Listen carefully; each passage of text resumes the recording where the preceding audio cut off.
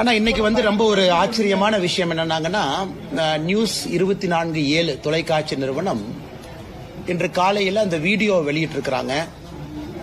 அந்த வீடியோவை பார்க்கும் பொழுது அந்த சம்பந்தப்பட்ட எம்எல்ஏ திரு பழனியாண்டி அவர்கள் நேரடியாக அங்க இருக்கிறாங்க. காவல்துறை இருக்கிற மாதிரி எனக்கு தெரியுது. 25 லட்சத்திற்கும் மேற்பட்ட அந்த உங்களுடைய கேமரா லைவ் எக்யூப்மெண்ட், அந்த எலக்ட்ரானிக் ஐட்டமை சேதப்படுத்தி இருக்கிறாங்க. நேரடியாக அந்த எம்எல்ஏவே தாக்குறாரு. இதைவிட ஒரு கிளியர் கட் ப்ரூஃப் என்ன வேணும்? ஆனால் கரூர் மாநகர காவல்துறை கண்காணிப்பாளர் அவர்கள் கொடுத்திருக்கக்கூடிய பத்திரிகை அறிக்கை முற்றிலும் பொய் என்பது இதிலிருந்தே தெரியுது. முற்றிலும் பொய் என்பது இதிலிருந்து தெரியுது.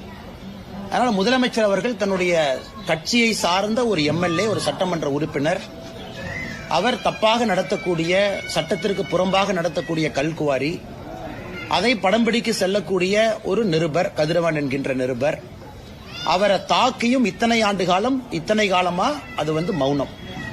இன்னைக்கு அவங்கெல்லாம் பணம் கேட்டு எங்களை பிளாக்மெயில் பண்ணாங்க, அதனால நாங்க இன்னொரு செக்ஷனை போட்டு இந்த ரிப்போர்ட்டர் தூக்கி உள்ள வைக்கட்டுமா அப்படிங்கிற ஒரு நெரேட்டிவும் செட் பண்றதுக்கு ஒரு கும்பல் கிளம்பி இருக்கு.